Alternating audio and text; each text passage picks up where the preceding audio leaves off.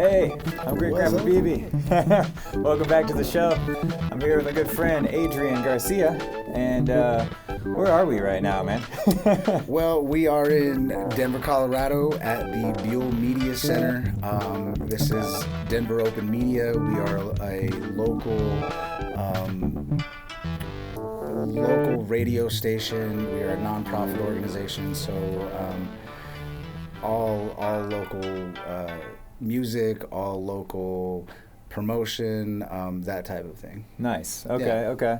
Yeah, I just walked in the building, and you're like, just got done with the radio show, and I'm ready to go for another one here. Yeah, so we do a thing called the Colorado Culture Connection. Okay. And what that is we bring creatives, artists, politicians, activists, really anybody that's entrepreneurs doing anything within Colorado that can help us connect each other and each other's communities.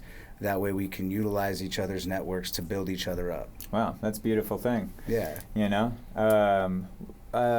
So musicians, artists, like all kinds of things, and activists, like you're saying, and like, is the city in on this kind of thing too, or are you guys like working together at that level, or?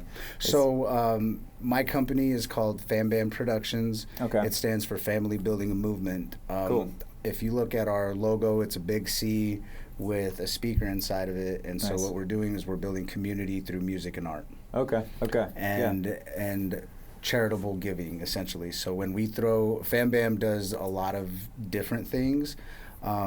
One of them, we throw events at different places around the city and state. Raising money for action. Exactly. Okay. Exactly. Raising money, whether you're a someone who suffers from PTSD and you're a first responder, or you go to the Denver DJ school, donating to them, clothes, food, that type of thing. Man, fantastic! Yeah, that sounds like a really good a community to have in Denver here. I mean, it's a big city, people fall through the cracks and they need help, and absolutely, I come from a pretty small town myself, and we try to do what we can. We have some non-profit type of festivals that we do there. Dope. And what town? Norwalk, Ohio. Okay. It's kind of right between Cleveland and Toledo there. Okay, cool. And I throw a series of shows at a venue there in Norwalk, and every once in a while we raise things at those shows, and we have one main festival that we raise money for women and children shelters usually. Dope. What's the name of the festival? Jubileego Arts and Music Festival. Okay, cool. Yeah. Cool. Yeah, it's about 9 years running so far here. Oh, sweet. I'd love to check that out. Yeah. Yeah, it was a real tight-knit community of musicians that, I moved back to town about 9 years ago, and that's when I released the first Great Grandpa BB album, and then we all, all the musicians right there, we're all doing this collab album, and it became a real tight-knit community real quick, Nice. And I just kind of stuck around, Okay. So that became kind of like the community family that I'm coming from right now. Okay. A lot of support, a lot of really cool people. That's kind of why I'm here right now. Actually, one of my friends from that group, Ashley Carrick, is Brandon's sister. Okay. Yeah, and so she was always around, and I just put out feelers. I was like, who lives in Colorado? Oh, awesome. Yeah. So I mean, it really is, the concept is building community, and what can we do to uplift each other economically, socially, mentally. For sure. How we can be a part of the change and actually inflict change within our city, within ourselves, and within our network. And so really what we emphasize a lot in the Colorado Culture Connection is spending money within your own community and what that looks like, and how money recirculates within the community when you do that, rather than going to big box stores style of stuff.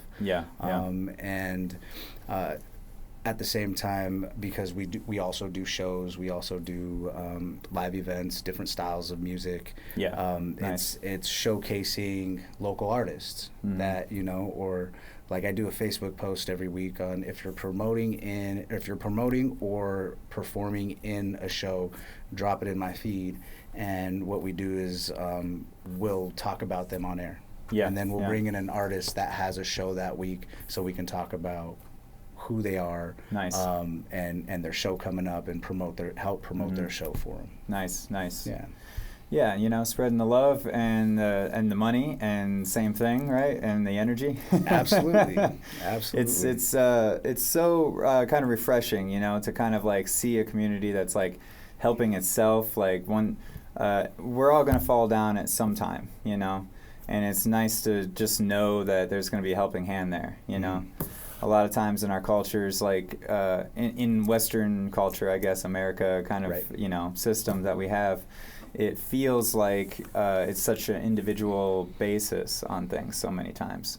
And that maybe one of the stipulations is if you don't come full circle in the contract of the social contract of our system, then you don't get to eat, or you know, you don't get to have a house now, you know, and that's scary, you know.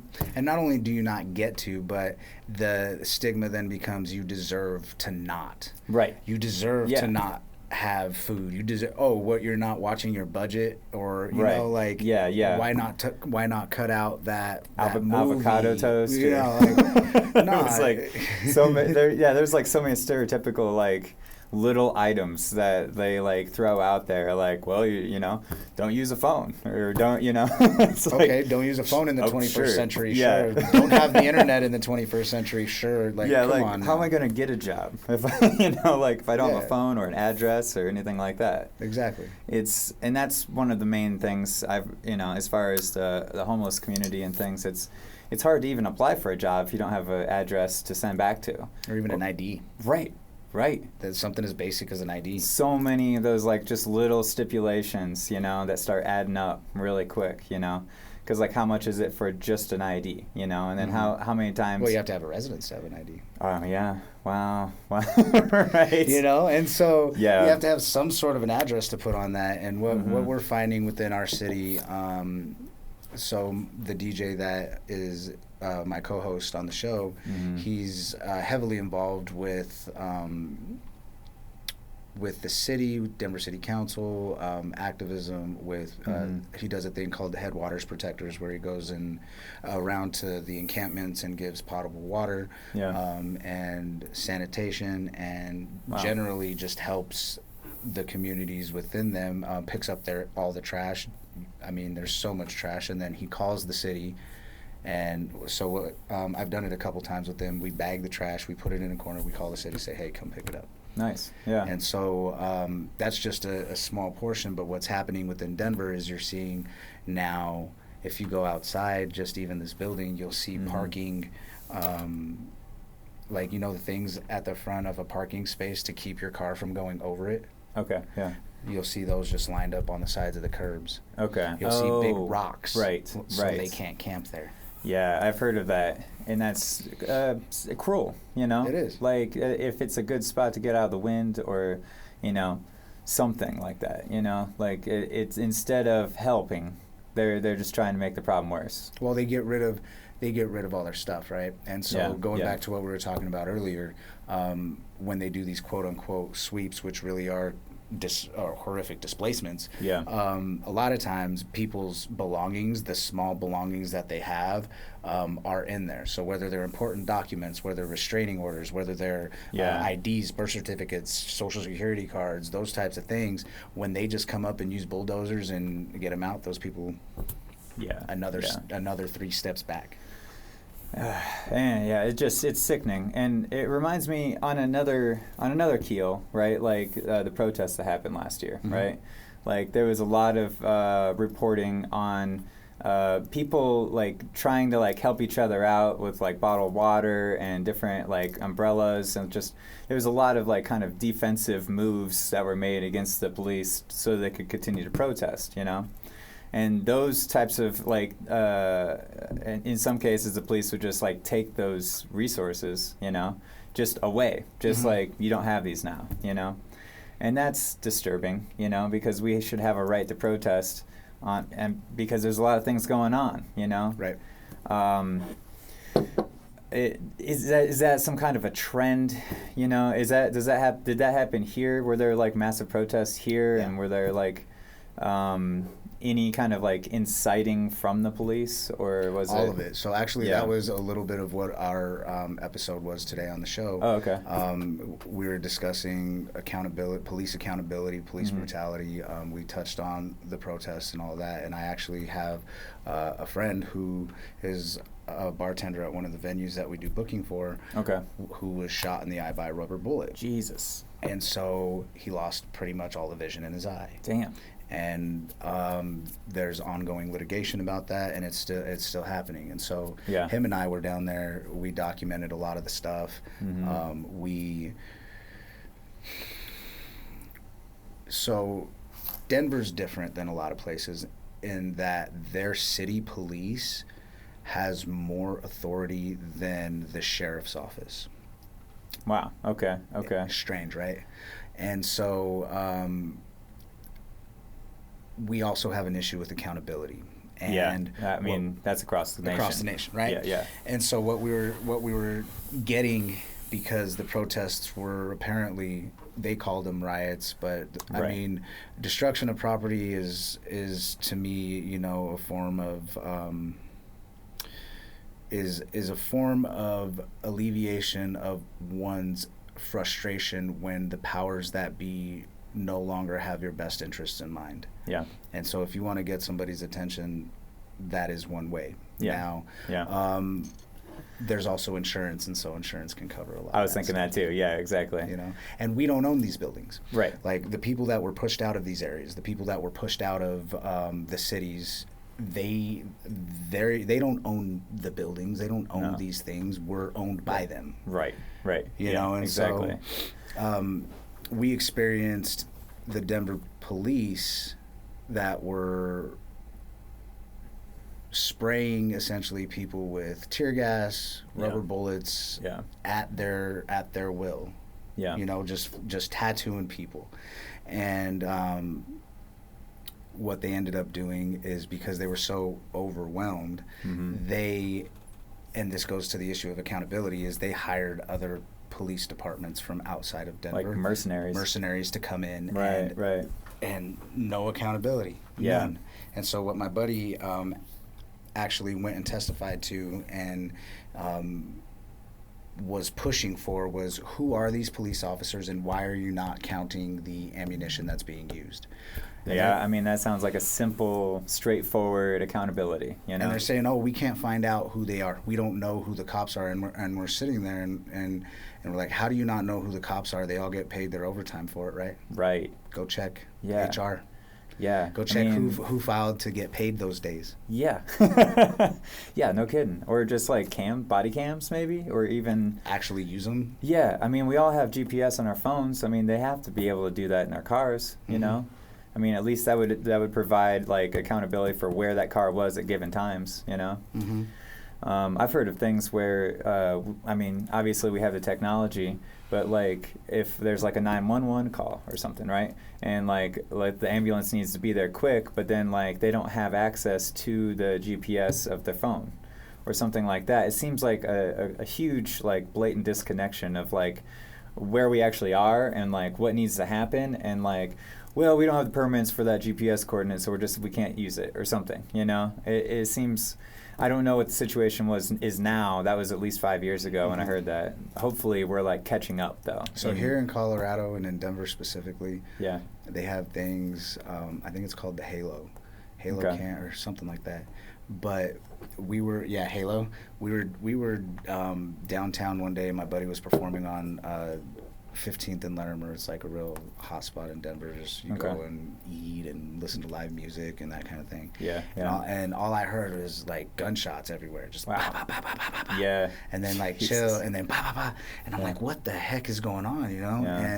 And so we go start looking around, and there's a cop standing there, and he's shooting blanks, and the whole thing is blocked off. And It's there's like inciting violence almost. well, here's the kicker. Okay. So he's shooting blanks Yeah. for a system that we have here in Denver that if there's a gunshot, they know what kind of gun, what direction the person was going in when they shot it, and okay. where they're kind of, it's called Halo. Yeah. And so they can triangulate and predict where this person was and where they're going. And so they have that type of technology. You mean to tell me that they can't turn their body cameras on? Right. It's very application specific, right. So should we say, right? Or you telling me that they can't count the ammunition that these people are using? So they're saying, when the protests were going on here, they were saying that cops were being pelted with rocks and this and that and blah, blah, blah. And they can say whatever they want, you know, and get away with it. Exactly. You know.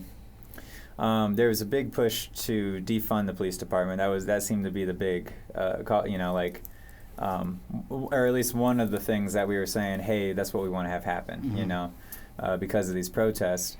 And there's a lot of different kind of strategies for how that would happen, whether there should be some kind of actual, like, civil or mental health, like, specialists that would take over a role, you know, or like, or segment the police department in more ways so that there's not so much pressure on one department where they're just like taking care of things that they're not even trained to do in a large capacity across the board.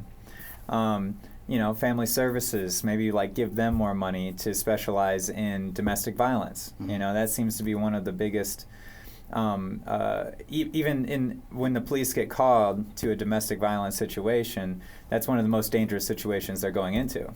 Yep. And so if we can diffuse it without guns being involved, you know, that seems like a win, you know.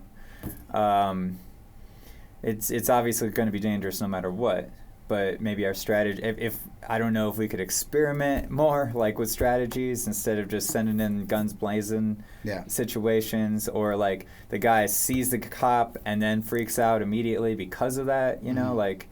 There's a program that we launched as a result of all of this stuff here in Denver and in the city of Aurora. As you know, I'm sure that Aurora was responsible for, you know, Elijah McClain and several other people. Yeah. But it's a third-party committee that came out with recommendations on policing. Okay. And they released it 4 months ago, somewhere around there. I forget what it's called. Yeah. But they had over 200 recommendations on how to change policing within our cities. Wow. There was one for the city of Aurora that all but said, you need to shut this shit down and start over. Because that sounds very straightforward, you know? Yeah. It sounds like it would work too. And that's really what the Abolish the Police movement is about, right? Yeah, exactly. It's taking what we take for granted I mean, like, we just expect the police to be there in a large capacity, and people feel safe. Some people feel safe, you know, with it, and they feel like they'd be like completely vulnerable without it. So to like abolish it in their mind feels like it would be the end of the world, right? You know, or anarchy in the sense of, you know, just mass chaos, right? You know, but when me personally, I look at it, and I can't speak for anybody else, but to me, abolish the police means abolish the current structure as is. Yeah.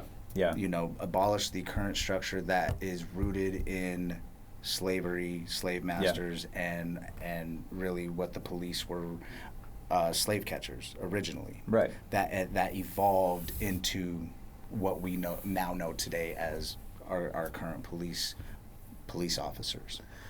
And when you have roots like that, you know, it's hard to shake. It's systemic. Yeah, exactly. And it's not like we can't create a strategy to change too, you know? Like, it's not like we have to abolish an entire system and not have a plan of action. Exactly. You know? And that's what people like. they want to be so dramatic in Yeah. in the idea of abolishing the police because they're getting stuck on like words. Abolish. Oh, does that Right. mean that's not they're never going to be? No, we're not. We're not. Yeah. We're not stupid. Right. It's like there is violent crime. Yeah. There are people that are violent just to be violent. Yeah. There are people that are rapists and murderers and you Yeah. know, those are extreme cases though. Yeah. Not I've got a tail light out and now I'm dead because Right. I had a Exactly. tail light out. Exactly. And maybe I had a warrant that I didn't know about. Right. And traffic stops, routine traffic stops and involving guns, why does it need to happen at all? Right. You know? Sandra Bland, why did she need to be ripped out of her car for a traffic light or for a tail light Yeah. and traffic stop? And then how did she end up hung in her prison cell? It's gross negligence. It's just overreach of power. It's like power trips. It's corruption. It's like so many different things, and also no accountability. You know. I mean, and you're right. The power. Mhm. I mean, I've had my own experiences. I've been beat up by police. Yeah. I've seen my own uncle, who was a cop, arrest my dad in front of me and at his place of business and walked him through his place of business in order to prove a point. He didn't have to walk him through. He could have went out the back door. Right. That's my fucking right. uncle. Yeah. And that's my dad. Yeah. You know what I mean? So, like, the power that these bullies are given. Yes. You know, yes. so let me ask you, in society, wouldn't you think that the people that are policing us should be the smartest, brightest, most honest, and most credible people that exist? You would hope so. Yes. Like, your integrity has to, for me personally, if Mhm. you're a police officer, your integrity has to be through the roof. You need to blow mine out of the water because Yeah. you're supposed to be policing me Yeah. and yeah. telling me that X, Y, and Z aren't okay, yet you can't live by those same standards and those same rules. Mm-hmm. Yeah. Yeah. And integrity. You know, as soon as you realize, like, this guy's a creep. He's doing X, Y, and Z, and that's unshakable. You know, like in my book, or even the way that we structure who our kids look up to as role models or something. You know, like we think of like sports figures, or at least that's the way. It happens a lot. Yeah. Yeah. Exactly. They're like heroes. You know, in a large sense. And even police officers, kids at a certain age, at least when I was a kid, looked up to police officers in a way, you know, like if they, like, I mean, in a very storybook fashion of like, you know, how it's like, hey kids, what do you want to be when you grow up, you know, and some of them say police officer, you know, but by the time it actually happens, I mean, the mentality changes, you know, like they got bullied all through school and they want to get revenge or something like that too. You know, so they think that they can, like, well, I'm going to be the bully now or something, you know, some kind of, like, weird, like, power dynamic shift, you know. And there's a lot of that. There are some good ones, you know, who understand that people are going to be people and people need leeway, too. Discretion. You know? Yeah, exactly. But Whereas, then it goes in how and when they use that discretion and who they use it with. Because Yeah, you mentioned yeah, a good true. point. You mentioned, you know, what your life experience is that there were kids that wanted to say, oh, I want to be a cop and da-da-da. Yeah. Where a lot of our life experience within my community is the majority of us fear cops from a young age because Yeah. of our interactions with them. Right. Because what we've seen them do Exactly. at a very, very young age.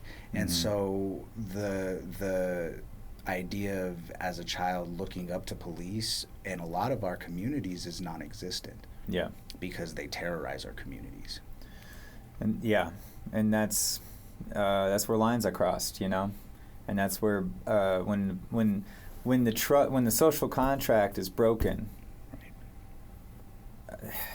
then you lose. Then there is no contract there left between the people and their and the law, and what we attest to be what we want to have in our community, you know, like what kind of liberties and freedoms that we have and that we uphold, and what is honor and what is, like, you know, I mean, at that point, all of that's shattered, you know, the trust is not there. Yeah. And it goes back to like, where are these people from? Because when you have community policing and you live in the community that you're policing, then you know these people, and you interact with these people. You're not coming in as an outsider enforcing your concept of law and order. Right. Yeah. And just if you don't have a connection to the people at all, and then you're numb to it, it doesn't matter to you. Right. And that's just a loss of like empathy as well, you know? Like, I mean, that seems to be in short supply. Mm-hmm. I mean, there was so much footage from the protests last year of just like, there's like an old guy just like trying to like flag down a cop to tell him something, and they just bulldoze him, and he just falls over and hits his head on the sidewalk. I documented and witnessed a cop hitting a guy in a freaking wheelchair, man. Wow. What? Hitting him with his baton in a wheelchair. Like, I've got photos in my computer of it I can show you. Wow. And the outright violence that they are excited to do. Like, it's not, these dudes are out there smiling, they're out there laughing, yucking it up with their boys, like, while people are being tear gassed, while people are being shot with rubber bullets, while all of this stuff is happening. Yeah. It's almost like they're a football team, they're in a locker room, they're like, how many of them are we going to get today, you know? Mm-hmm. And it's like, that's not what it's about. This is nothing what this is about. Yeah. You know, it's like a game to them. It's like a complete disconnection from reality. Well, that's what happens when you're not there's no accountability. Right. Like when you can do whatever you want. Even if there was accountability, that it's just so egregious of a mentality, though. You know, because they won't be let go, and if they are let go, they'll get picked up by another agency. I'm pro-union. Wow. Yeah. Like, I am very pro-union I believe in unions. The police union needs to be dismantled. Yeah. Because that's what keeps bad cops on the force. That's what keeps bad cops going from district to district to district when they got a jacket of, 75 complaints about being racist, or when they've got, complaints about sexual assault. When statistics show that, like, a large majority of police officers have domestic violence against them. Yeah. The stakes are too high. You wouldn't let a neurosurgeon stay on if they just botched like 50 people's brains, you know? Right. Like this, like people are dying, you know? And it's a life and death situation. And you have to have, like you're saying, the highest credibility at those levels. Mm-hmm. Yeah.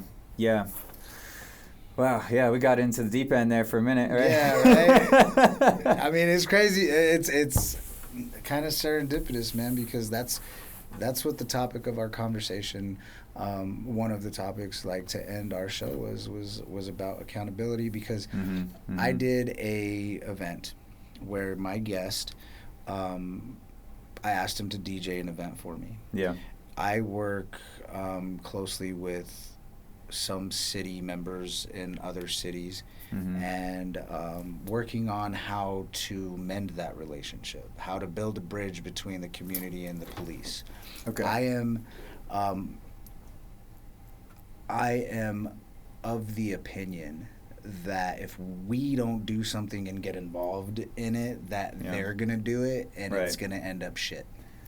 Yeah. And so my DJ is very anti-police. Okay. He's been harassed, accosted multiple 20-plus times, going through these neighborhoods. And so when he agreed to do it, he didn't realize it was in not necessarily support, but mostly in cohort with them to try to build these bridges. And so he ultimately did it, and this was a part of, how are we going to bring something to the table to the city to let them know this is what needs to happen? And the onus is on you. It's not on us anymore. Oh, yeah. The onus is on you, your training practices, and your police departments to get this right and come to us with a plan. Yeah. But they won't do that, so we have to go to them with the plan. I'd say, too, the toughest part about that whole situation is bringing the people, too. There's so many people completely disillusioned and completely disconnected from the sense of, like, civics, right? Like, being able to be participant in your government, in your social system, in the systems in general. And they just feel like even if they tried, they wouldn't even be able to make a dent or even have a say, you know? And they're not wrong. That's by design, though. Yeah, exactly. Like, we're told, like, it's hard to make a difference. Yeah. It's beat into our head. Yeah. And it's also reinforced by our lived experience. Yeah. But I'm a firm believer in the power of people, and we saw it with these protests, and we saw it with how the insurrection. You saw what the power of people could do. Yeah. The only thing, I'll be real, man. I am not about the government. Yeah. I am anti-government in the sense of the way they run things because they're owned by corporate structures, right? Citizens United, 2010. Glass-Steagall, the deregulation of the all of this fun stuff, right? Definitely. That was influenced by corporations, imposed by the government, and so the only thing I'll go on record as saying really is, like, imagine if January 6th happened, but it wasn't just a bunch of crazy ass white people. Right.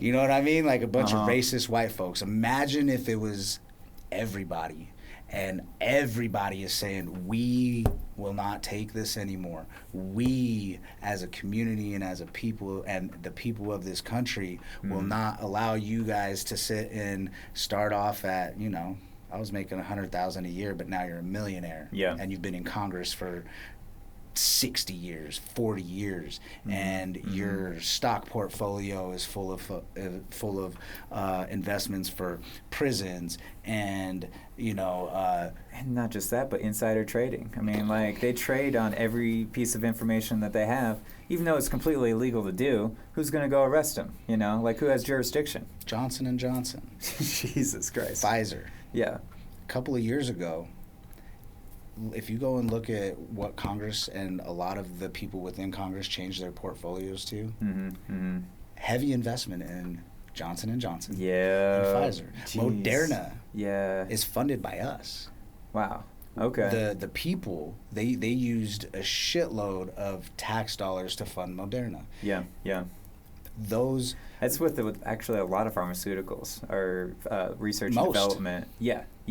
And do we see any of the profits? We see the most amount of cost at the retail level. And then they increase in the entire costs. world, Yeah. even though we're the people who basically supported the research and development of the drug in the first place. Yeah.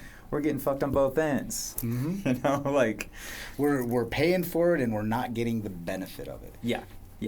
And that's. It shows where their allegiance lies, and it's not with the people. Right, because there's policies. If you were to put out a policy to say, hey, we will use the tax money for research and development for life-saving drugs, great, but we'll also have the lowest prices, and we voted on it, I bet that would have 80% of the population voting for it. But they don't have any incentive to do that. Nope. Because they don't work for us, And it's apparent. Yeah. And they don't hide it anymore. No. I think I just saw a photo of Nancy Pelosi doing the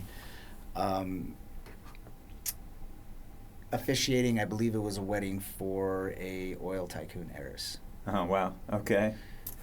And she's supposed to be a Democrat, and she spent 7,000 years in Congress, right? Exactly. She's been there for freaking ever and done not a damn thing for the actual people. Her husband. She did fight for healthcare for all in the 90s, I heard.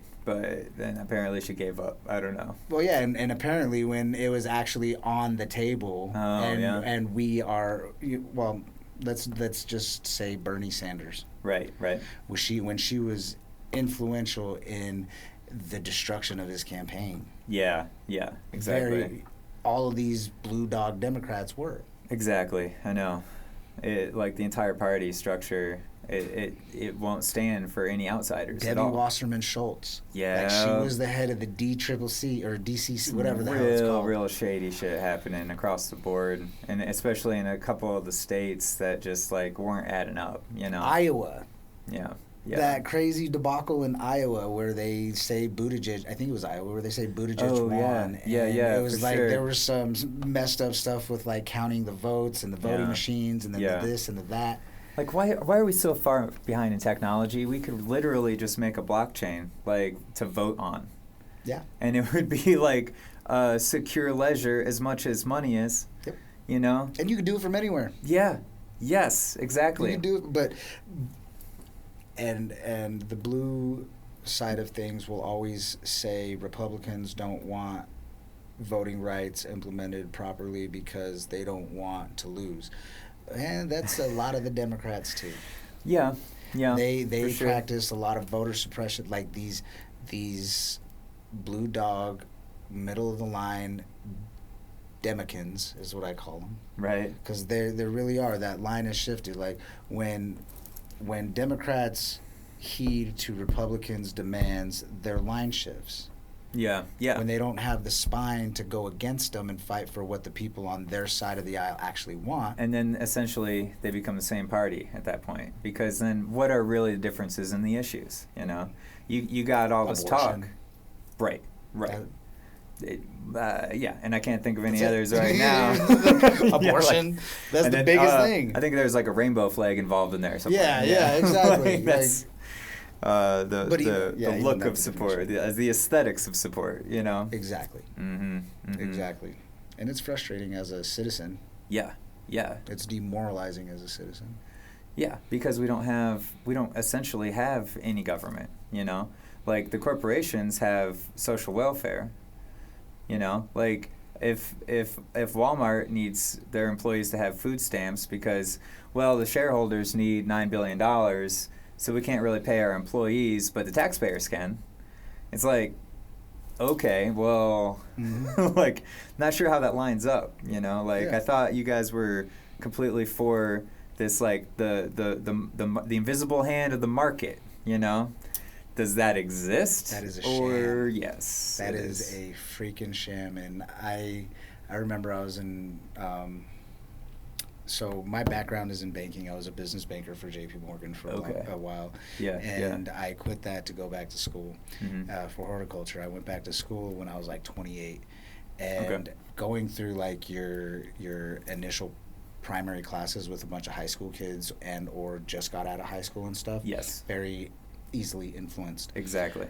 And I have a professor who she was from Israel, so she experienced socialism, and she was gung ho on capitalism, and so I would butt heads with her so many times, and the invisible hand being one of them. Yeah. And I'm like, okay, so what you're telling me is that people do what's best for them every time. They cognitively critically think about what's best for them, and they do that. And I'm like, no. Yeah. No. Personal experience here, but... Yeah, I've fucked a lot of shit up, like, on my own, Right. I've done things that aren't what's best for me in my situation. That's true, too. Yeah, on that other side of it, too. But I was thinking that you meant, like, doing the best for, like, other people, even, Like, when you're a child, they teach you, well, you guys should share, But then as an adult, it's like, well, everybody's a greedy bastard, and you can't trust them, Yeah.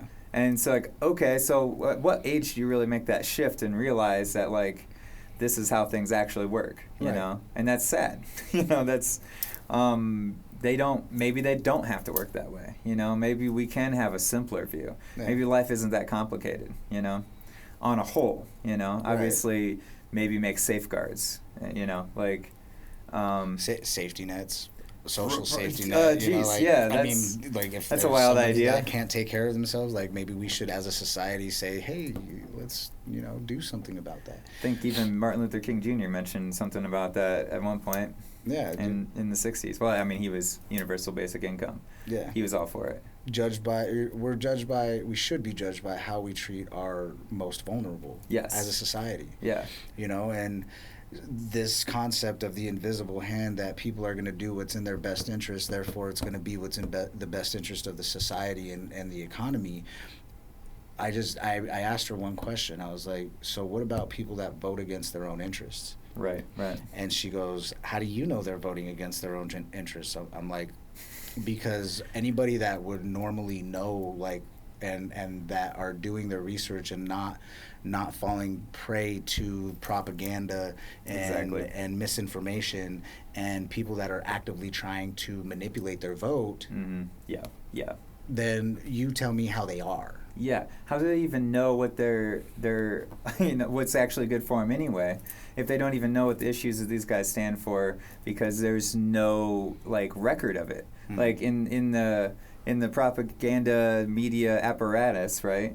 Like they're like, well, you don't want to vote for this guy because he's horrible, but don't vote for you got to vote for this guy because he's just a little less worse, and on the other side, same thing, and it's like voting between a shit sandwich and a douche.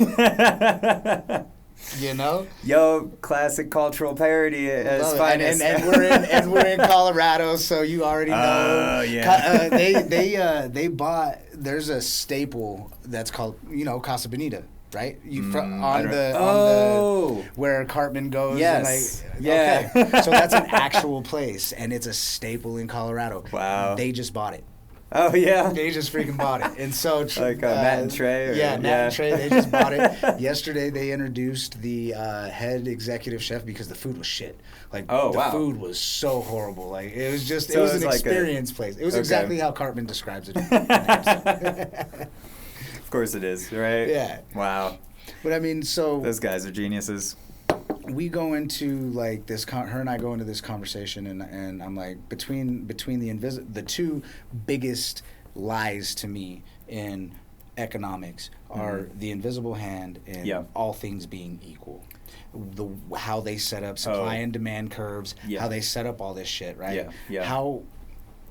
How can you measure something by disregarding everything else that has any type of influential impact on it? Yeah. And have it be truth and fact in your world. I just don't get how you can say that these concepts work when you're not implementing real life into the equation. Exactly. You know what I mean? We're getting taxed at a higher effective tax rate than people with billions of dollars. Right. Let's just say that. Yeah. The level of inequality in our society is higher than that during the time of the French Revolution. I mean, we are more segregated now in our school system than we were in the 60s. Wow. And it's insane. Yeah, it is. It is. It's a complete breakdown. And on the surface, you go out and everything's fine, everything's dandy, and no one seems to notice, no one seems to care, right? And it's easy to kind of forget sometimes, everything under the surface is just broken beams and load-bearing members that are just crumbling, Yep. And we went back to our conversation went back to oftentimes I would point out the exploitation of land, labor, and resources. Yeah. And so fast forward a couple of years, still going to school. She stops me in the hallway. She sees me, and this is the beginning phases of the Trump administration. Okay. And she talked to me, and she's like, you know what? I now understand what you were saying, and I apologize. Wow. She's like, I get it. And I'm like, hopefully you get it to the point to where you don't think it's just a Trump thing or just a Republican thing. Exactly. Or because this is the powers that be. Mm-hmm. This is the way the system is set up, and it's set up intentionally. Across the board. And I mean, in that frame, in that kind of a frame, maybe it's a good thing that people were able to wake up at least a little bit, during that era. And then COVID obviously woke people up with a small existential crisis, but at least it was enough to like have people realize that they were dreaming, And that's a whole nother thing. Yeah. I don't knock nobody for their beliefs. I don't knock nobody for what they decide to do with their bodies. But like I said a second ago, I don't trust corporations and I don't trust government. And I really don't trust when they're in cahoots together. Right. Yeah. Yeah, exactly. So we as citizens are left to guess. We've got misinformation. We've got like intentional like crazies doing crazy stuff, the shit that they do. Yeah. Empire building, a hidden. It's so hidden that like it's like okay, yeah, we're in war for oil but we need oil and like look how cheap oil is, but it's like that price that you see at the gas station is artificially low. It's completely subsidized to make it seem as though gasoline automobiles are even remotely more like efficient or affordable than an electric car. I mean, you have like 340 moving parts on a combustion engine car, whereas you have like 40 on an electric car. I mean, just on repairs alone, just on the electricity bill to power your car is not even close to how much the gas is, especially when you figure for the hidden cost in it. So there's a place out here, it's called Rocky Flats. Okay. And they used to do, build the plutonium triggers for, I believe it was the arm that goes out and helps rockets fucking go up into the air. Gotcha. So they were doing radiation. There was a lot of radiation there. And this is out on Highway 93 going towards Boulder from Golden. Okay. What the hell is it? Oh shoot. I don't know where I was going with that. Nuclear reactors or something? Well, it's mostly like what they'll do to sell things, right? So this place is now being marketed as a great place to buy homes, a great place to do this, that, and the other. And so people are coming in and they have no idea. Yeah, you better bring your Geiger counter, They have no idea what they were getting into. Yeah. They have no idea that this place was doing that type of stuff and that there's freaking radiation everywhere. Wow. And they just buried it. Yeah. They buried all the equipment, they buried all the all of the stuff, and it's seeping out. Oh wow. And people, it's in the water table, it's in all of this shit, like, and people don't realize that, but yet they're building $400,000 homes on there, and they're selling it. Right. So the government knows what's going on. Yeah. The developers know what it was. Is it just because the land's amazingly cheap or something? It's right on the foothills, man. It's prime real estate. Wow. It's prime real estate. And so are government officials doing what's in our best interest? Generally not. They don't. No. So going back to something you said earlier, that struck a chord with me when you were. I went back to college when I was about 26. You said you were about 28. I was also going for my second degree or whatever too, but you do have an entirely different perspective at that point. It isn't until you're 25 years old when your brain kind of completely finishes developing, right? We have this whole kind of large push to get kids right out of high school to go to college. At least we did 20 years ago, and people are waking up to the fact now. But so Jon Stewart had an idea. I don't know, 5 years ago or so. I heard him mention this. It has stuck with me because in order to get people to understand that they're connected to the system at all, he said, okay, how about we have this choice? They graduate high school, they either go into the military or they go into a civil service, right, for 2 years. And then they're helping build infrastructure, they're helping with childcare, they're helping with retirement homes, whatever. It doesn't matter.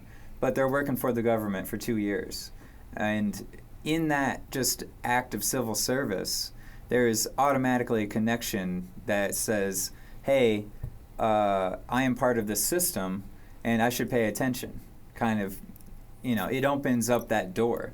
If you just leave people to flounder, either military or college or other or whatever, and tons of them go to college and have no idea what they're doing. They've never been in any kind of situation in the actual world. Like, how do you even expect them to know how they're going to experience the world after they get there? It's a great idea, though. I mean, like, and to make a point about the just education of civics in general, right? Like, we all have a lot of power at the local level and the state level, and we still have those, and we need to know that, and we need to collectively know that. Mm-hmm. And I think that's what you're saying in a large extent, like in this network that you guys are building, and bringing the people to the power and making the power accountable. Yes, absolutely. But the only way that we can do that is by being accountable ourselves. Yeah.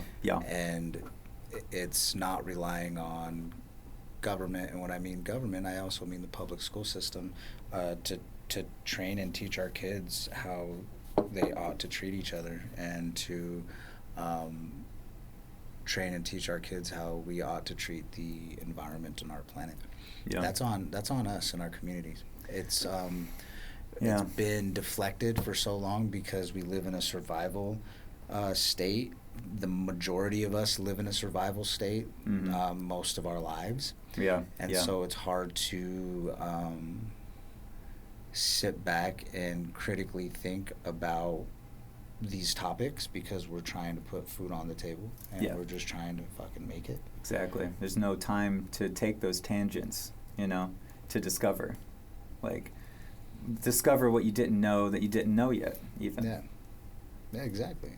And so it takes work, but the onus is on us to bring it to light and to make sure that we are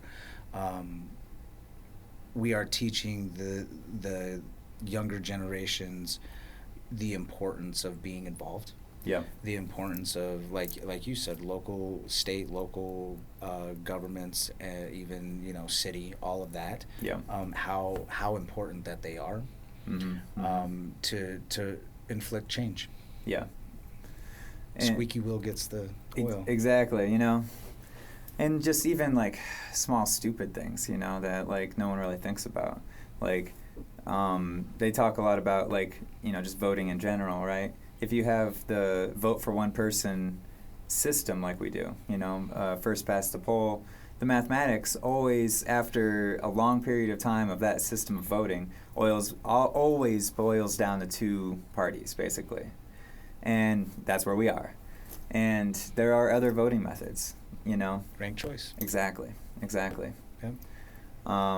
And it's being implemented in some places now, and at least that's taken precedent in the United States. I know Maine did it in the last presidential election.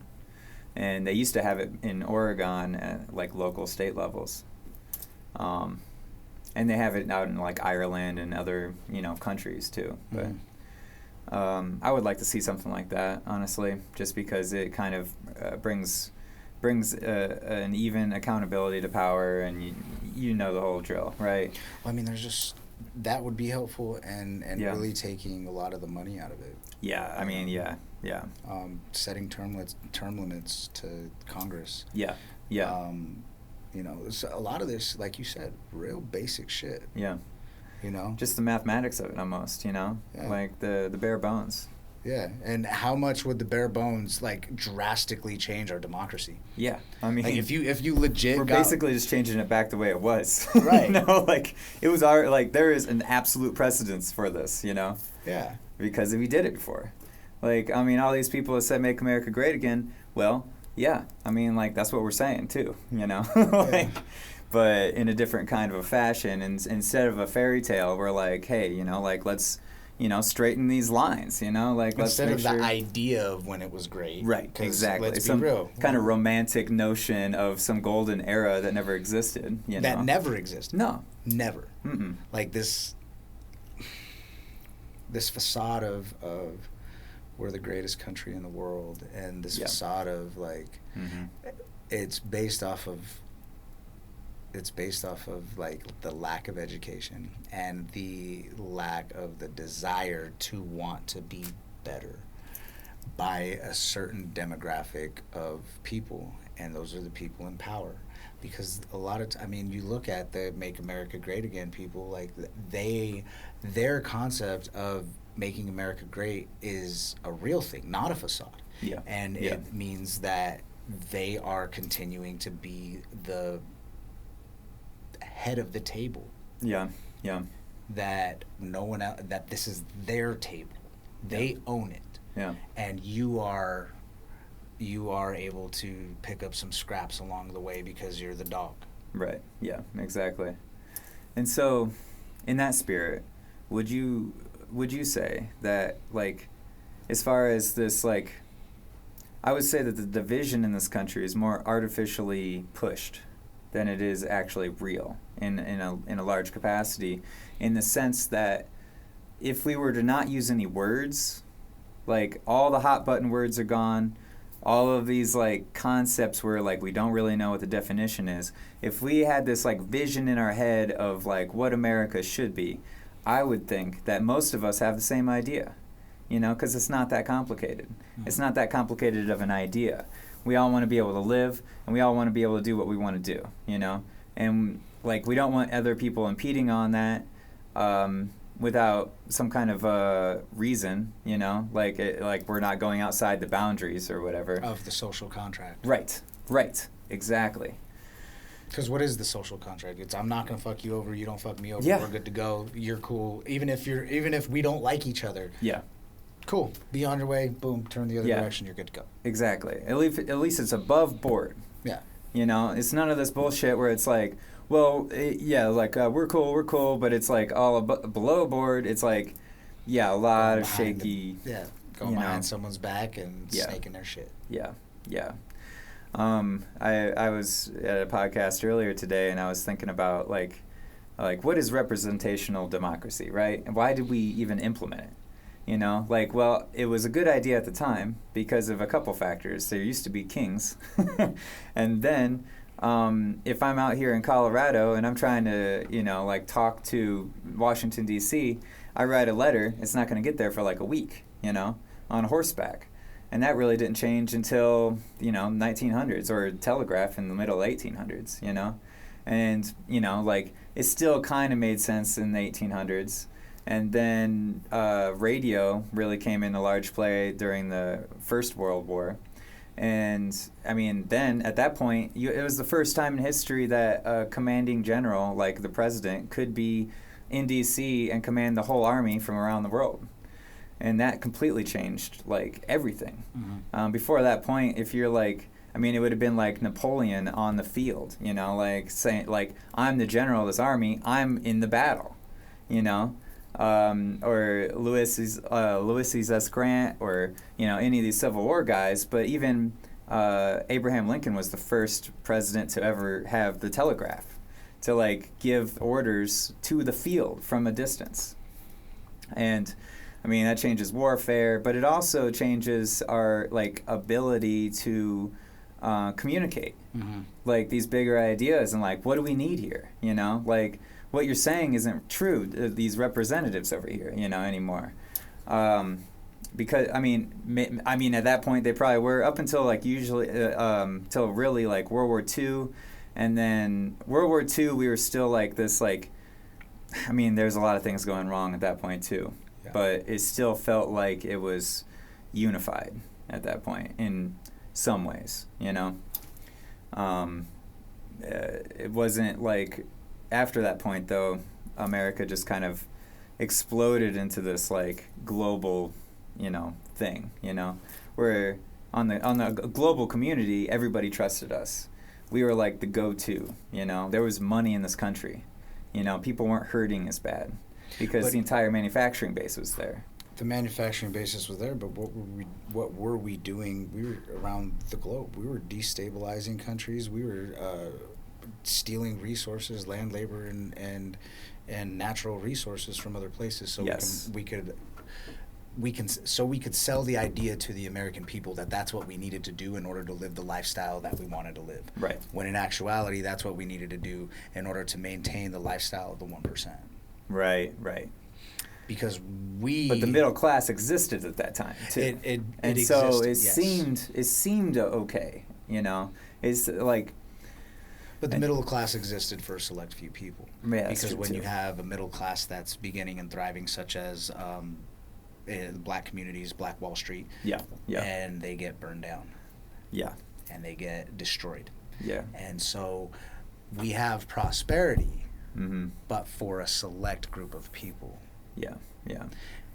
And so it goes back to your point, like, when were we ever great? Exactly. Yeah, some hard hitting things. Hard truths, man. Yeah. It's hard truths because, and that's why I get so amused at people that don't want to have critical race theory taught in schools. It's like, bro, we're just telling the truth. Yeah, right. Like, just tell the truth and critically think about, like, the actual facts of history. Yeah. The actual facts of slavery. And be sure to show people how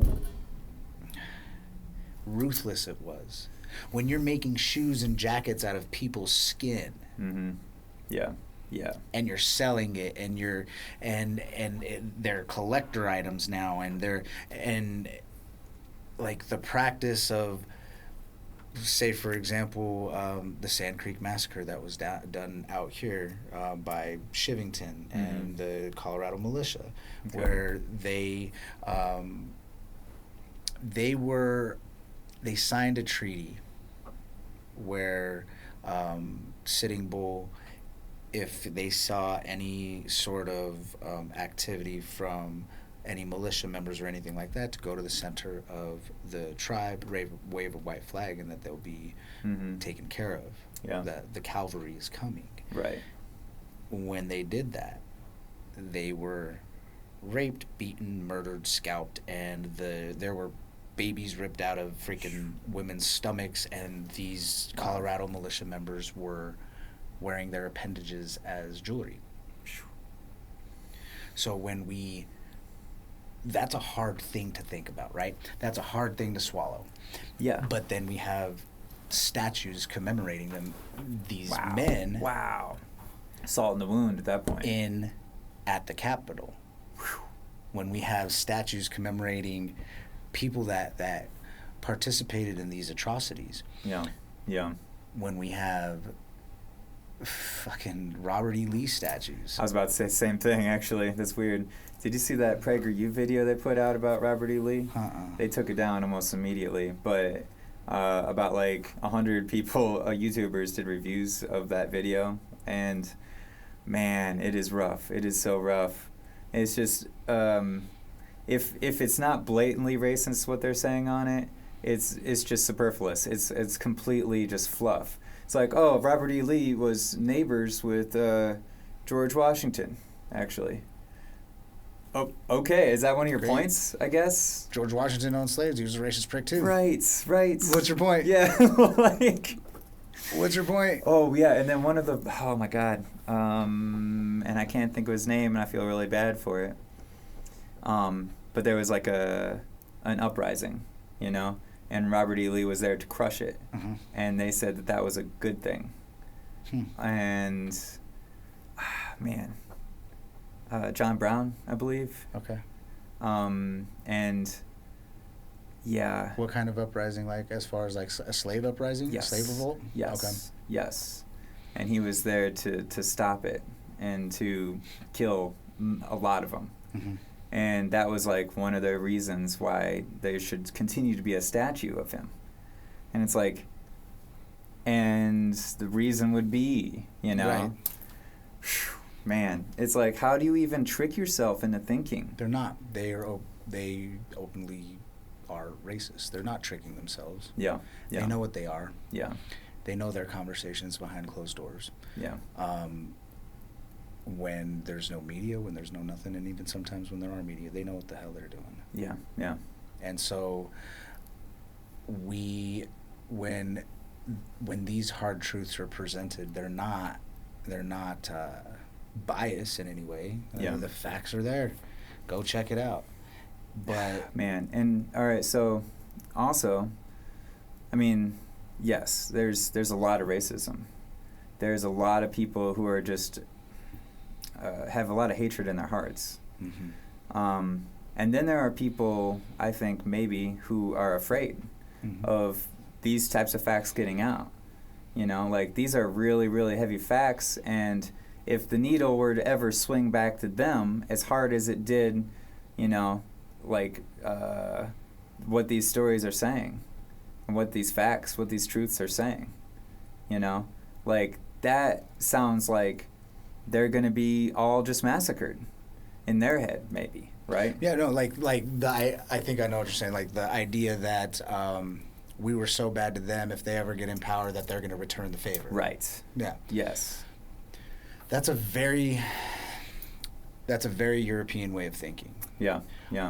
But Africa, I bet that it's happening, is what I'm saying. Well, Africa has, and people from, like, historically, people from Africa and people from the Americas, they didn't operate in that manner. Yeah. Like, even their tribes and their histories, they didn't operate in the same manner and warfare style as Europeans. It just wasn't the same. Right. Okay. Slavery wasn't the same. Yeah. Yeah. There were slaves, but in some native cultures, the slaves ended up marrying the daughters of the freaking chief and becoming a part of the family. Yeah. There's a certain level of seriousness. I mean, if your tribes are, you know, like, fighting each other, and we take, you know, prisoners and slaves, it's like, I'm sure there's, like, levels of that, is what I'm saying, mm-hmm. you know?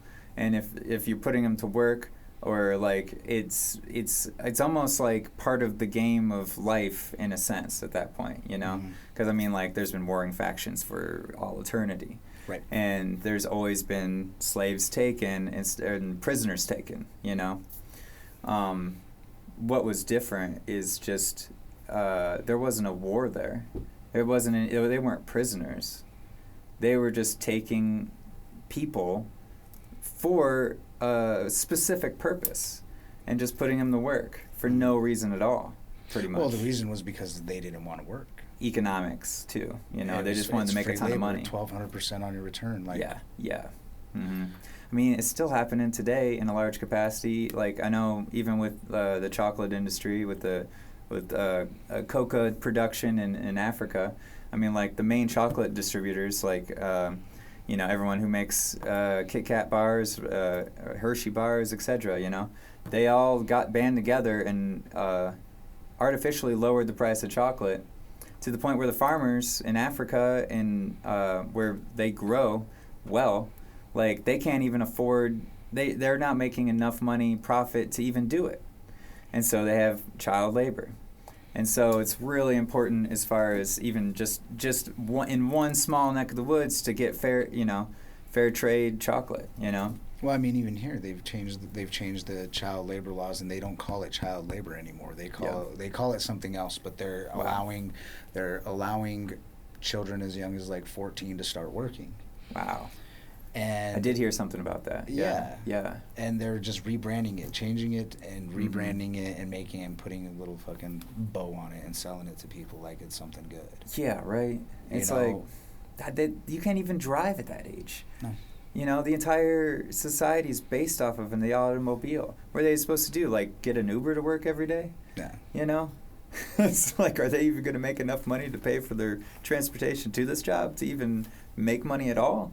Exactly. It's like, wow. Yeah.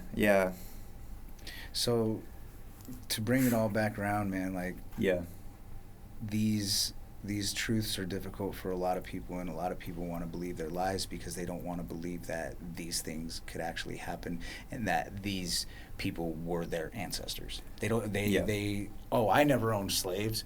No, but you benefit from the system that did. Yeah. I benefit from the system that did. We Right. all do. It's just a matter of recognizing it, and then there's also people that benefit more from it. Yeah. Yeah. You know, and you have to be honest with yourself. What we've been told in history, what history has been told, is a fairy tale. Doesn't even exist. Never existed. And it's so hard for people to wrap their head around. It's like you have, in any kind of civilization, from the time civilizations began, we've always had a story, you know, some kind of mythology, where it's like, okay, well, here's our gods, here's our, you know, science, and they're the same thing, actually. And, you know, generally speaking, across civilizations. Except for Christianity. That's an interesting one. I know. That's an interesting one.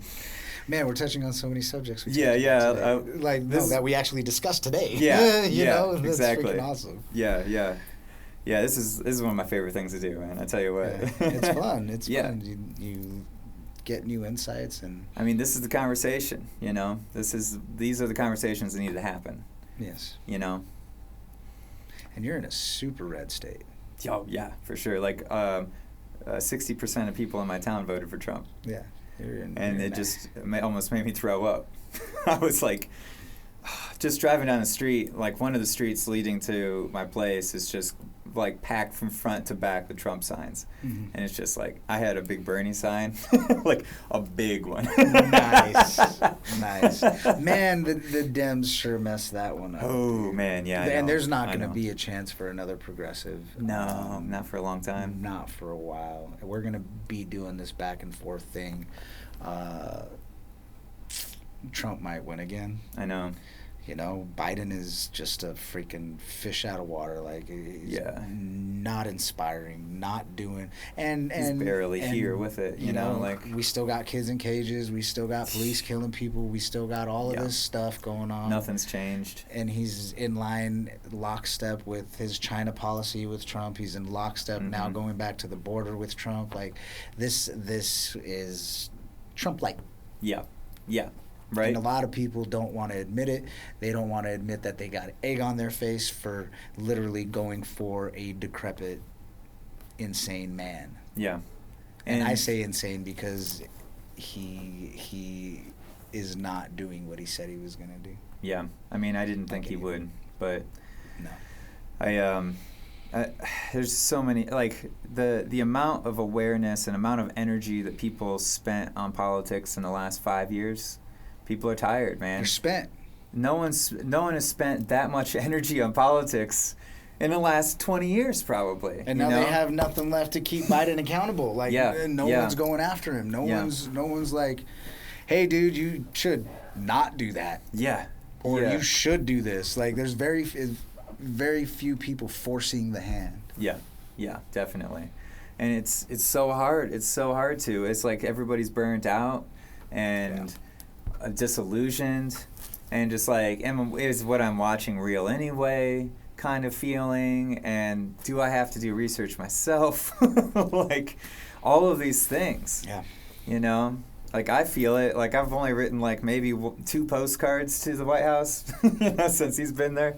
And, like, I feel bad, but, like, I'm trying, man. I'm writing letters to girls, too, man. That's because you're traveling all across the country, though, all the time. Yeah, that's true. Yeah, and, you know, got to be at the forefront, man, somehow. It's a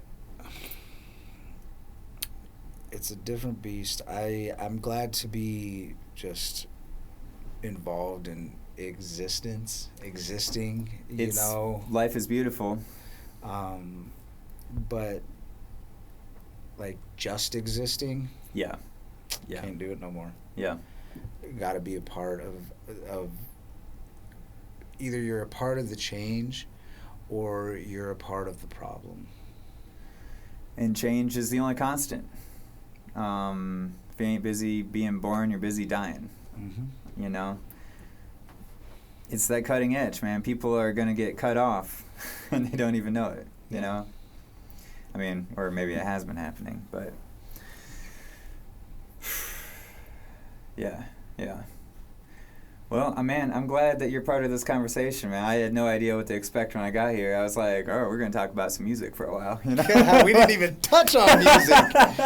You guys produce music too? Goddamn, right? I mean, shoot, I actually don't produce any music. I'm not talented in that aspect. I do own a recording studio here in town. Right on. We've got a couple of engineers on staff. Yeah, I produce shows and events, and so we do large-scale, small-scale events. I own 250 silent disco headphones. Oh, shit, man. I wanted to rent one of those, like a group of them once. Hey, if you want to do it again, shoot, let's link up, let's collab. I'll freaking drive out to wherever you're at if you want to throw down. Right on, set up a silent disco stage and have people rocking out, man. I got access to 500. I have 250. Damn. Right on. Yeah, Hell yeah. So it'd be a dope collaborative effort. Man, yeah. I can organize some people and put some bands together, you know? Yeah. That we were going to do it because, like, we're the venue that we're usually at for the festival likes us to, like, kind of go silent around technically 11, but we sometimes go to 1 o'clock in the morning, you know? And then, like, but then after that point, it's like, all right, everyone put their disco heads on, you know, like, let's keep it rolling, you know? I mean, it works best with DJs. Yeah, for sure. But we can do live bands if it's during the time where they want it, where it's okay. Yeah. So like a live band that's playing, and then they can go around the whole facility and still have the headphones on. It definitely sounds like a thing that would work best with electronic dance music and like hip hop, electronic, any DJ stuff. Yeah. Live band stuff is a little more difficult, but it is possible. Yeah. Only I mean, it would be cool otherwise, but like only for the fact that if everyone's in a field dancing and no one else can hear the music, it's just more amazing that way, right? You hear crickets. Yeah. Have you seen? There's a video or a meme or some shit. It's what everybody hears during a silent disco, and everybody's dancing, everything's silent, and it's like people playing basketball. Yeah. Nice. Yeah, That's man. great. I would definitely. I'd love to collab on stuff. That's what we're about. We want to reach people, and we want to have fun. And definitely. Fun parties. Hell yeah! Right. Life is to be enjoyed. Yeah, because there's so much bad shit. It's like let's provide some cool, fun stuff for people to let loose and engage one another. Like this space that we're at. Mm-hmm. We've been a part of curating a lot of events there, and what's really cool is we bring people together that would normally never be in the same room. Yeah. And we bring them together, and they dance, and they laugh, and they meet, and they network, and they have a good time. Yeah. And to me, that's fucking money, bro. That's the mission of music, I feel like, too. Yeah. You know? It's that gathering. That's like what the original pure idea, I think, of like what a church would be, in a sense, right? Where you have that kind of community, you have those connections. That support. And yeah, exactly. I mean, man, trying to do music in a small town, right? Yeah. Of like, and the same people come to the shows every single time. There's barely anybody who's new that's coming. So it's like very much a tight-knit family of people. Because you ain't getting people coming from Cleveland, unless I'm booking bands from Cleveland or something, Yeah. And even that, it's just us out there doing it, And, I may move away from there. I've been there, again, feels like too long, Yeah. That's kind of why I'm out on the road traveling, too. Kind of get fresh perspective on things.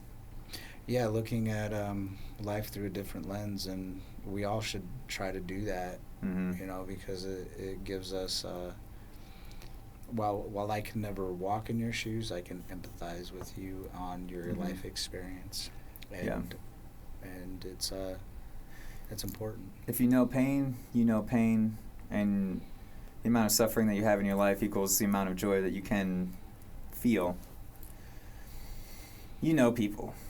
People who've gone through suffering, if you have, and you can feel it in them, Suffering is a direct result of desires unfilled. Right. Yeah. We desire, therefore we suffer. Yeah. And like my earlier interviewee told me and corrected me on that. She said, it's like, well, it's not your desire, it's your attachment to the desire. I'm like, okay, fair enough. Interesting. Yeah, because I said the exact same thing to her earlier today. So it's not the desire in and of itself, it's your attachment to it. You can desire, and if you don't get it and you're not attached to it, then it doesn't bother you. Yes. I like it. Yeah. Nuance, right? Yeah, very much so. But it's real. And yeah. nuance, and that's why, red and blue, right and left, all that shit. Mm-hmm. Oh. It's bullshit. Yeah.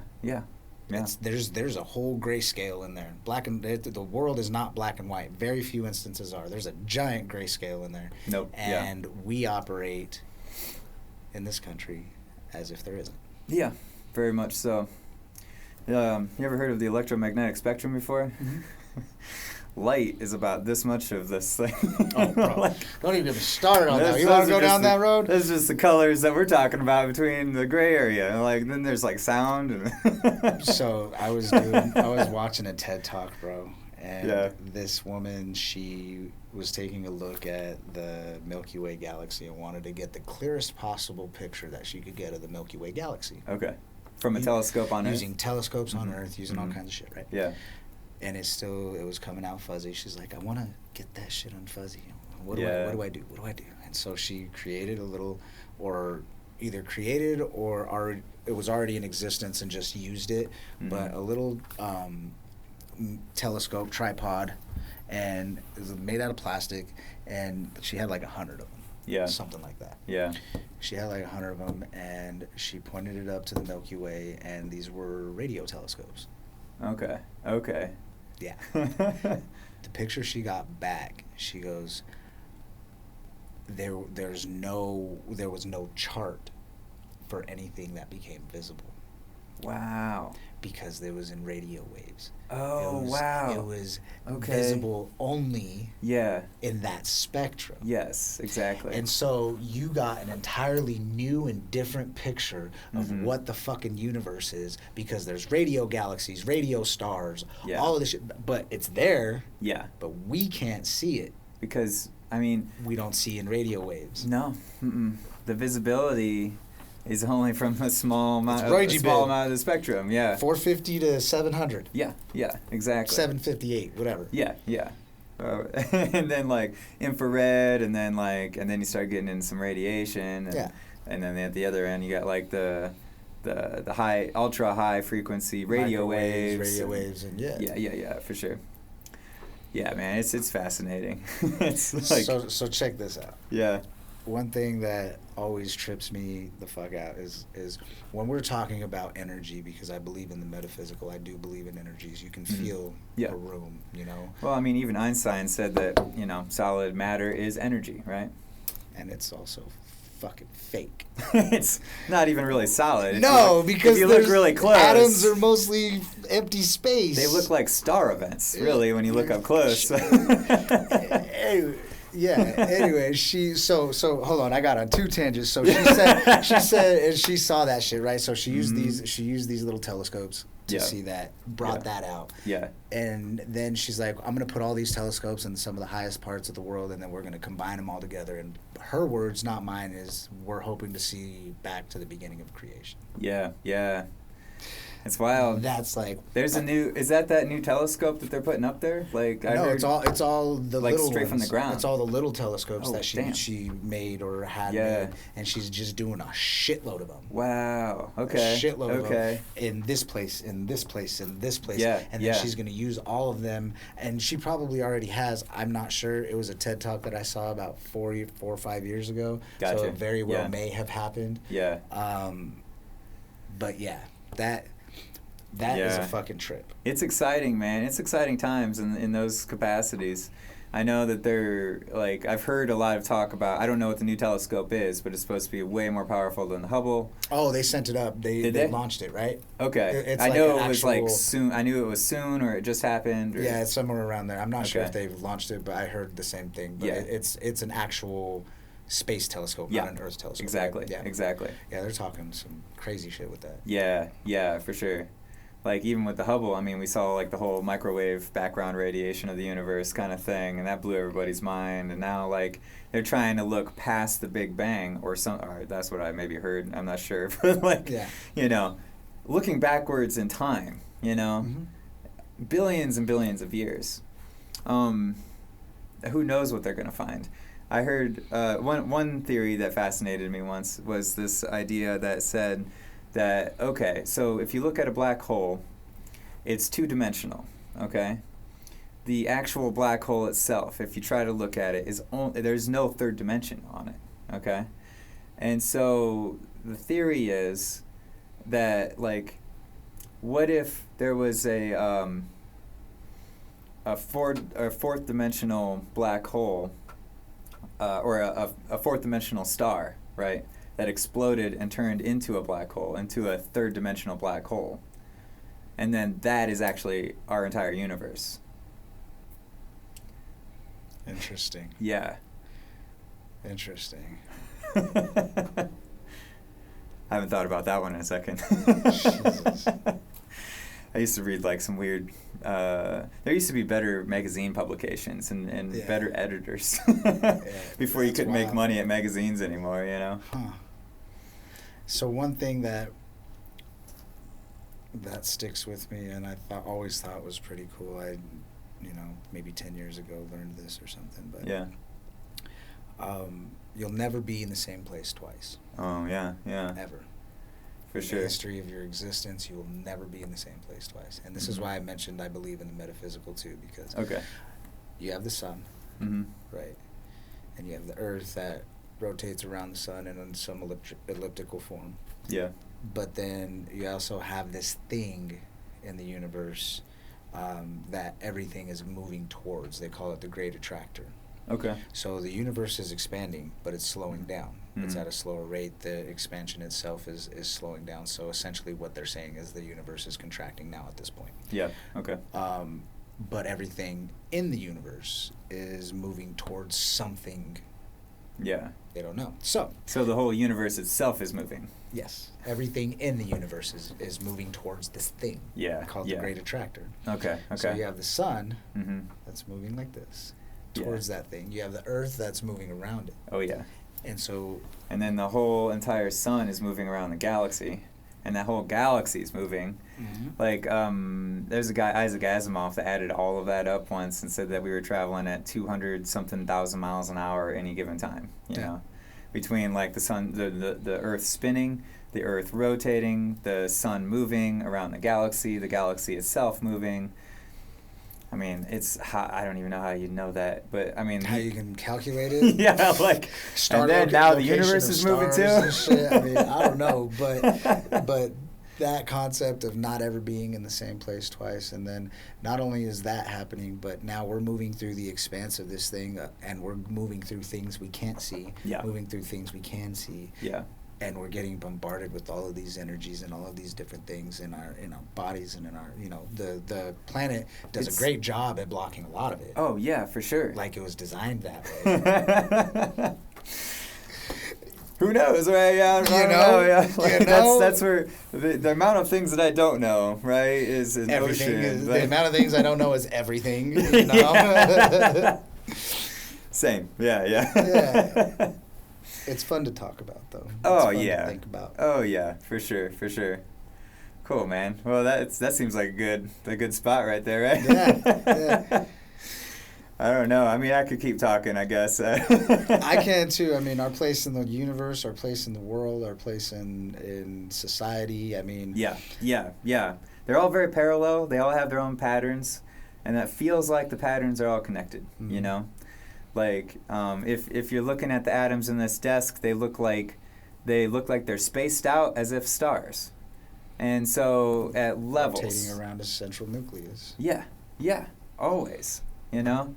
And and then there's, like, the really confusing things with, like, electrons disappearing and reappearing and becoming entangled, and, you know, where do they go? Where do they come from? What they call quantum entanglement is where one can be measured, one atom can be measured, or particle can be measured at other parts of the universe, and they're doesn't matter how far their distance is, they still have a relationship that is measurable. Yes. Fucking fuck that. Dude, you know? Like, that's fucking wild. And I can't even begin. I wish I was smart enough to actually, like, go into quantum physics, quantum mechanics, and like understand. Well, all even the of people that who shit. don't understand it. No. You know, No, let's be honest. Making You know, shit up as they go too. Like half the people who study quantum physics are like in odds with other people who study quantum physics because none of them agree. You know, like actually, I came up with an idea. Well, and then when they try to like reconcile it with like observable reality and like the larger picture, like there's just some things that don't compute. observer effects, you know, like wave particle duality, you know, like the experiment they did in China where they actually teleported like information like from one spot. Had a negative time signature.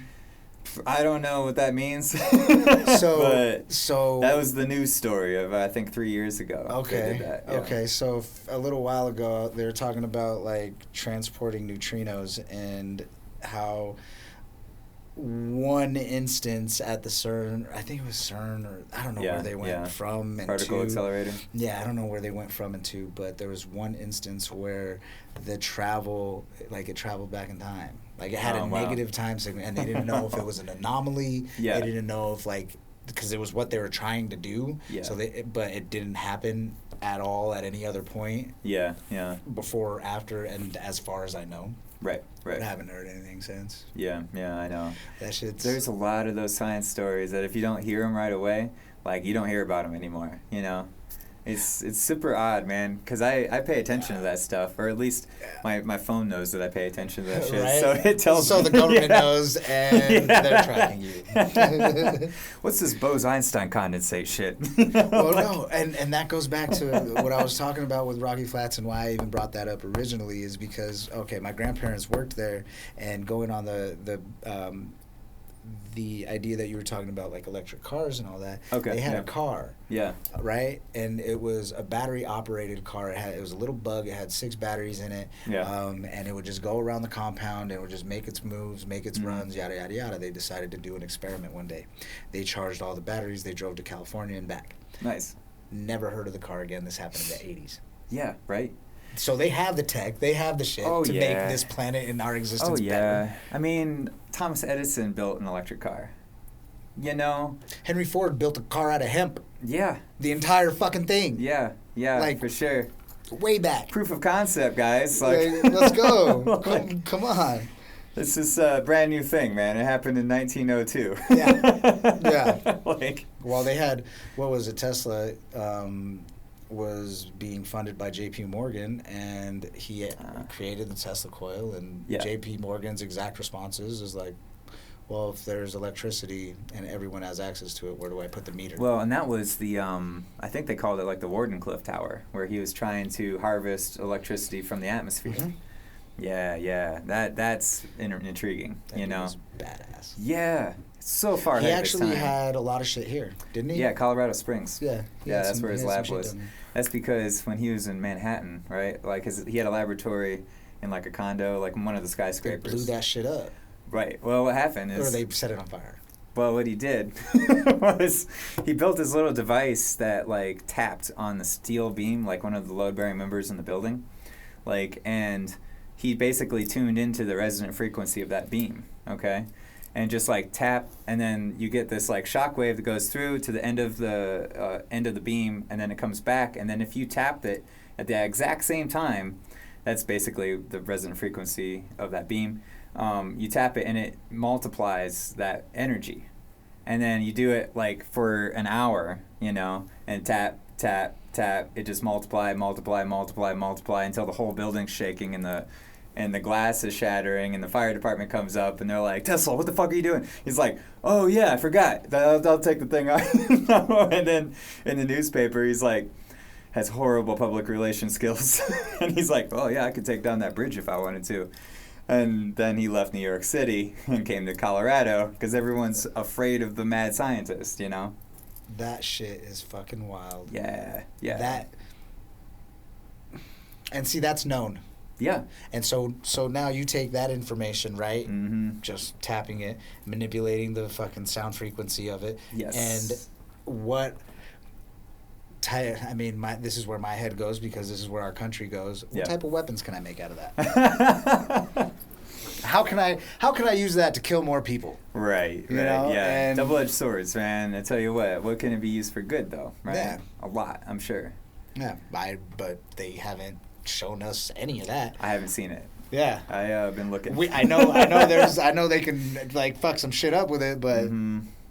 Mainly that whole branch of science is called like vibration mechanics, and it's used for dampening. You know, like when you have vibrational, like in cars or in bridges. They had the Tacoma Washington Bridge back in, I think it was the 70s.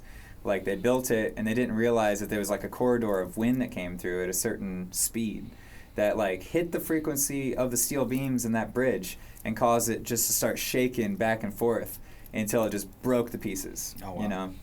And same thing happens in when you see like the opera singer in the wine glass, you know? Okay. Yeah, same idea, resonant frequencies.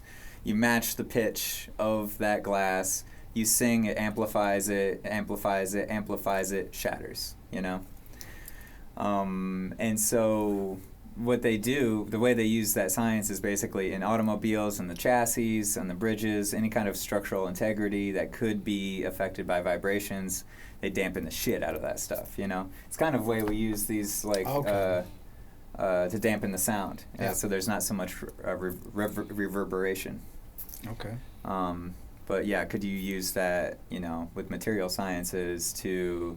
Cause tsunamis and earthquakes? Sure, why not? Why not? Okay, yeah. I don't know, right? But it does seem to be a material science that I don't see utilized, you know, in any kind of capacity. I mean, if material is energy, as Einstein says, right? And we have the knowledge to multiply that energy in that material. Everything's a battery. Yes. Uh-huh. That just blew my fucking mind. You explained that very well, though. Oh, I've been studying the shit out of that. Yeah, that got...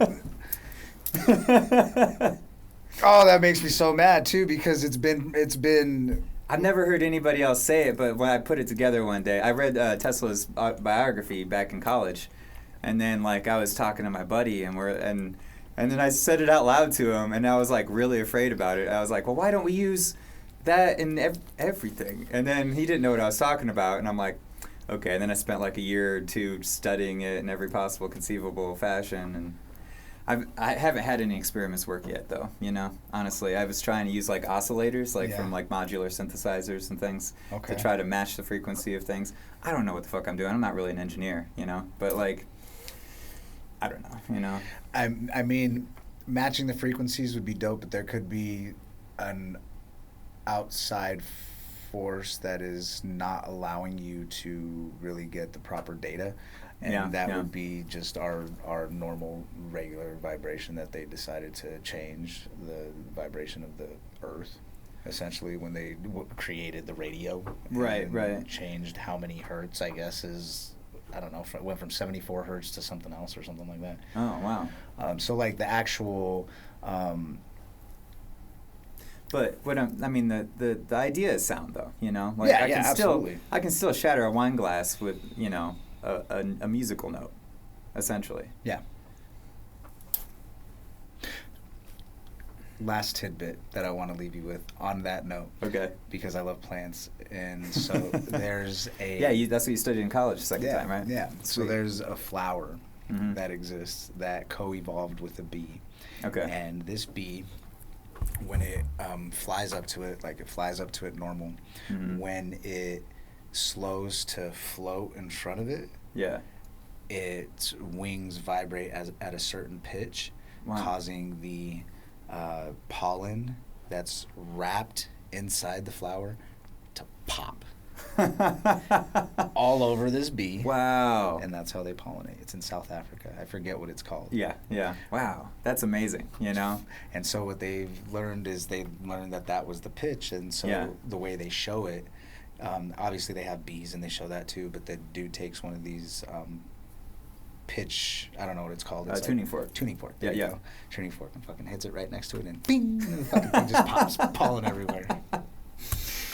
Oh man, yeah. You start getting down to the brass tacks, you know. Some dope shit. Yeah. Coevolution, it really is. Coevolution, Mm-hmm. sound, music. Yes. We're all connected. Yes. And all the patterns are the same throughout the whole thing. It's like we subjugated all these different like topics in college and schools and education, and like we act like they're all different, but we only live on one planet, and they all are connected, you know? Yeah, anyway, we got some soapboxes, man. Hell yeah, man.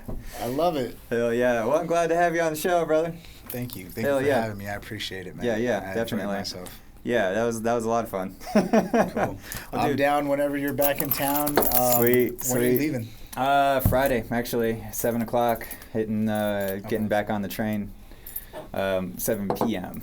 So, okay, nice. But I have a couple more